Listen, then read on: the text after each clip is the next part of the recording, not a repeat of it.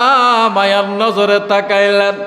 ছেলেকে নিয়ে যখন মিনার উদ্দেশ্যে রওনা দিলেন, এবার শয়তান যায়া হাজেরারে ধোঁকা দেয়।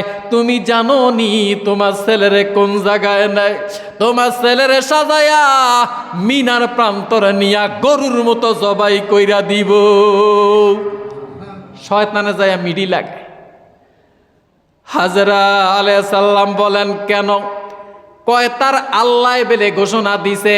হাজেরা আলাইহিস সালাম জানিয়া দিলেন, আল্লাহ যদি ঘোষণা দিয়া জানিয়া দেয় তাহলে আমি এক ইসমাইল কেন, আল্লাহর হুকুম মোতাবেক আমি হাজার হাজার ইসমাইলকে আল্লাহর রাস্তায় কোরবানি দিতে রাজি। উচ্চ আওয়াজে বলেন না সুবহানাল্লাহ। এবার যখন বাপ ছেলে রওনা দিলেন, শয়তান যখন হাজেরার কাছে কোনো পাত্তা পায় না, এই সময় ইসমাইল আলাইহিস সালামের কাছে যায় কয়, জানো নি তোমার বাবা তোমারে কোন জায়গায় নিয়ে যায়? তোমার বাবার কাছে ছুরি আছে, তোমারে মিনারের মধ্যে নিয়া গরুর মতো জবাই কইরা দিব।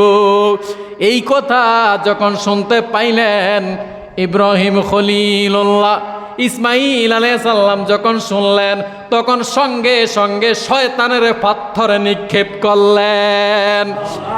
এই জন্য কিয়ামত পর্যন্ত যত হাজিরা হজ করতে যাবে, শয়তানের পাথর নিক্ষেপ করা এটা হলো যায়া ওয়াজিব। উচ্চ আওয়াজে বলেন আল্লাহু আকবার।